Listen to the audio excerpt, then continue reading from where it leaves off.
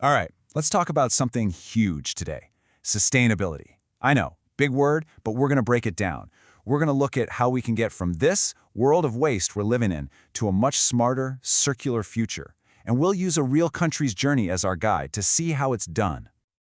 Think about it for a second. We say it all the time, right? I'm just going to throw this away. But where is away? Does it just disappear? Poof? No. There's no magical away. Every single thing we toss, that plastic bottle, the food wrapper from lunch, that old phone, it all has to go somewhere. And let me tell you, that somewhere is getting seriously crowded. And if you want a number to wrap your head around, look at this. 2.7 million. That's how many metric tons of plastic waste are created every single year, just in the Philippines. That is an absolutely staggering amount, and it's not just a random stat. It's a huge, flashing red light, a symptom of a much deeper problem with how our entire world works. So, yeah, how did we get here?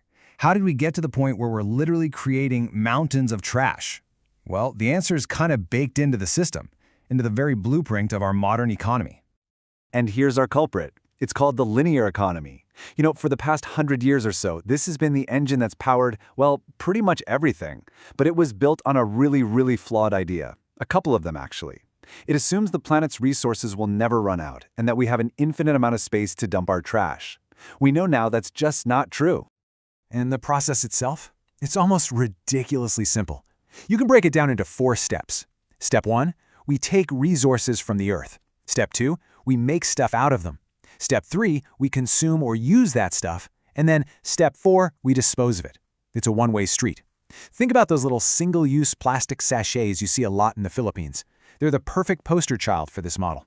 Use it once, and it's on a one-way trip straight to the landfill. But this simple system comes with a really high price tag.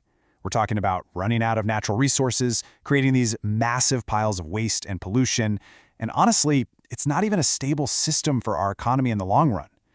It's pretty clear, right? A system designed to just run out can't last forever. It's a dead end.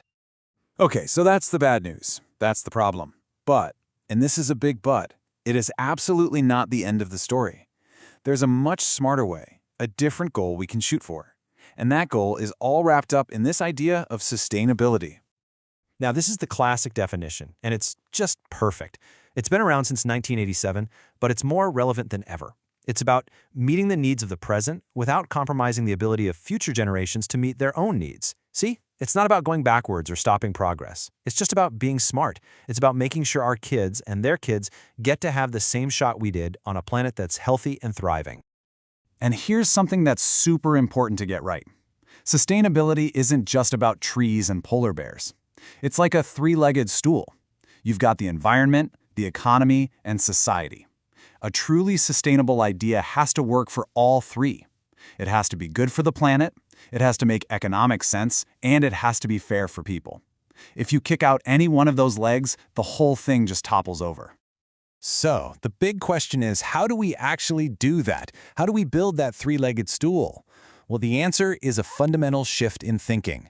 We have to move away from that linear problem we talked about and start thinking in circles. So check this out. On one side, you have the old linear economy. Take, make, dispose. A straight line to the junkyard. On the other, you have the circular economy. Its motto is more like redesign and restore. The whole goal isn't just to recycle waste better. It's to design waste out of the system from the very beginning. Imagine keeping valuable materials in a constant loop, never letting them become trash. That's the game changer. And there's a pretty simple playbook for this, often called the 4 R's. But the order here is really important. The most powerful thing you can do is reduce. Just use less stuff in the first place. Next best is to reuse what you already have. After that comes recycle, turning old materials into new things. And finally, at the end of the line, you can recover things like energy from what's left over. It's a ladder of smart choices, and you always want to start at the top. Okay, I know what you might be thinking. This all sounds great on a PowerPoint slide, but does it actually work? Can we really do this?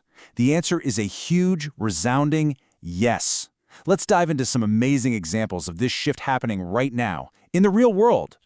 First up, we're heading to Boracay. You've probably seen pictures. It's one of the most famous, beautiful islands on the planet. But for years, it was a classic case of paradise being, well, loved to death.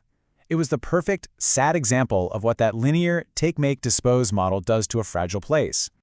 I mean, it got so bad, the pollution from just unchecked development was out of control. It got to the point where the island was officially called a cesspool. Can you imagine? It was so dire that in 2018, the government had to do something unthinkable. They shut the entire island down. No tourists. For 6 whole months. But wow, look what happened. That forced shutdown was like hitting the reset button. The water quality bounced back in a huge way. New rules for managing waste were put in place, this time with sustainability in mind. It just goes to show you, when you get real political will and a community that's ready for action, you can make incredible changes happen, and fast. And it's not just about governments taking big actions. The private sector is getting really creative too.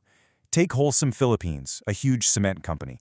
They're taking all that plastic waste. Yep, the same stuff that ends up in the ocean, and they're using it as fuel for their production. That's a perfect example of that recover step we talked about. They're literally turning a massive problem into a valuable resource. So these local stories are awesome, right? But it's important to remember they aren't happening in a bubble. They're all puzzle pieces in a much, much bigger picture. A coordinated global push to build a sustainable future for every single person on this planet. And that global push has a roadmap. It's the UN's 17 Sustainable Development Goals, or the SDGs for short. Think of it as the world's shared to-do list. It covers everything you can imagine, from clean energy and clean water to fighting poverty and inequality. It's the blueprint. And the cool thing is, we can actually track how we're doing. Let's look at SDG number 7. That's the one for affordable and clean energy. This chart here shows where the Philippines gets its power.